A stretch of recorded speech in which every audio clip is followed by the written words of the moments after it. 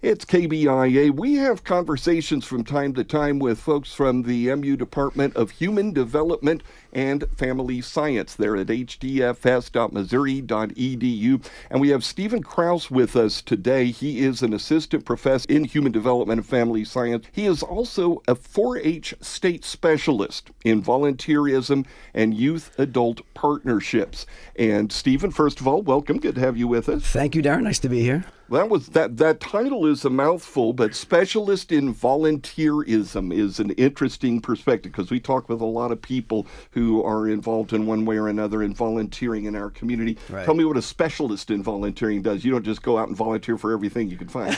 No, that would be a lot of time.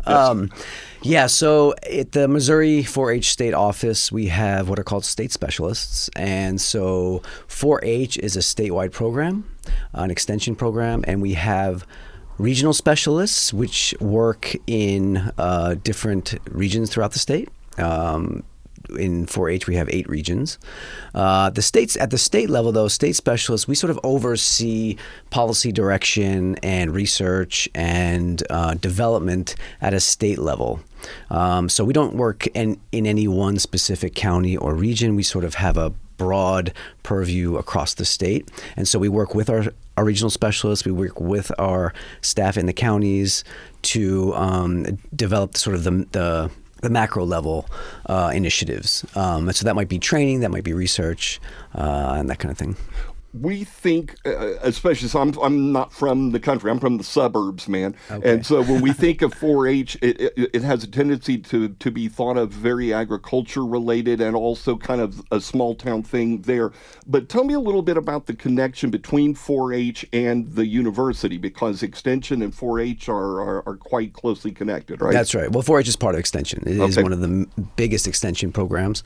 And so 4-H is actually technically run out of the University of Missouri, because it's the flagship youth development program sponsored by USDA, and so in each state, it's the state flagship university through which 4-H is run out of. Mm-hmm. So technically, 4-H is a University of Missouri program, and sort of, I think, ironically, perhaps, or in some ways, it's kind of funny that a lot of people don't realize that 4-H is actually a University of Missouri program, even people in 4-H. And so we tried to emphasize that so that people feel a connection to the university. And I think there's a lot that happens that's connected with Extension that people don't realize is kind of out of the University of Missouri to every county in the state. That's right. And I was talking with Dr. Hurdle, your colleague, just a couple of days ago about this, and it really is a way in which what happens at Mizzou doesn't necessarily stay at Mizzou, but does go out to every single county in the state of Missouri. Right, and I'm sure Dr. Hurdle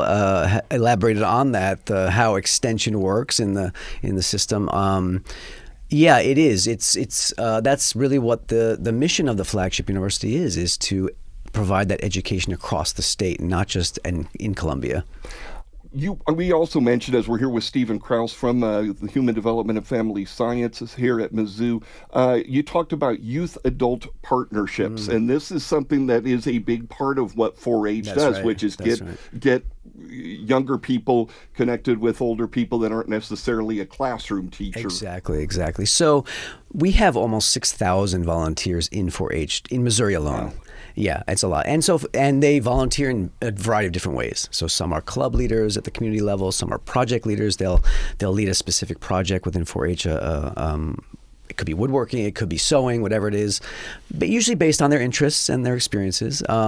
They could be chaperones at national events. So there's many different ways that people volunteer in 4-H.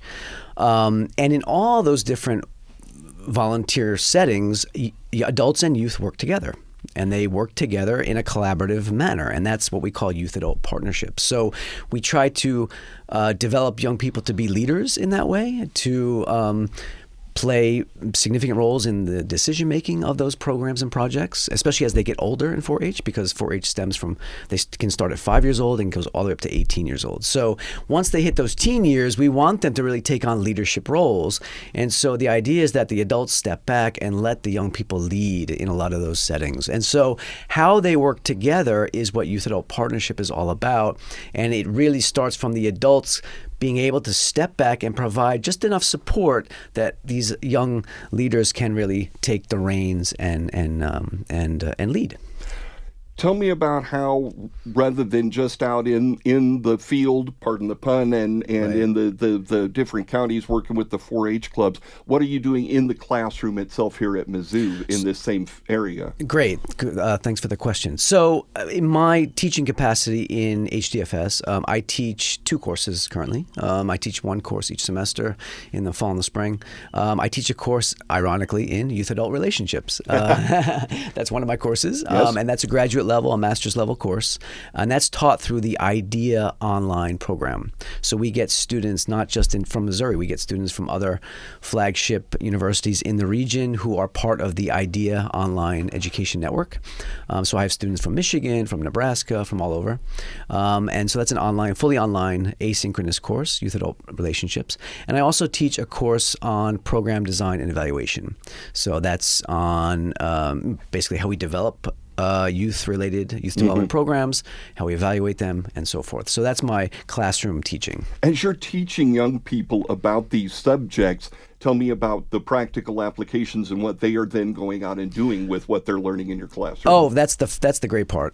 Most of our students in the youth development master's program are practitioners. So they come back to sharpen their skills and to help them in their careers, especially many of them are, and they come from a variety of different backgrounds. Some are nonprofit leaders, some work in juvenile justice, some are teachers. It really runs the gamut across the youth serving spectrum. And so they really find the courses very practical and very useful.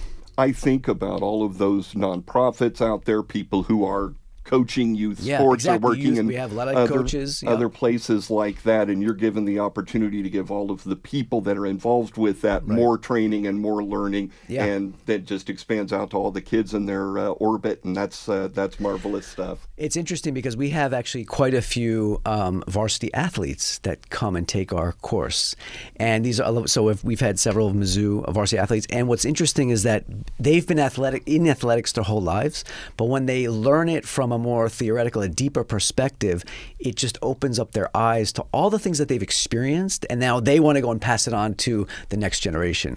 All of us have a coach or a choir director or somebody like that made a difference in our lives, and you're helping these young people go on and pass it forward. That's the idea. Fantastic. If you want to find out more about what they have going on in his particular area or in everything else that HDFS is doing, you can go to hdfs.missouri.edu. Stephen Krauss has been our guest from Human Development and Family Science here at Mizzou. Thank you very much for your time. Thank you very much, Darren.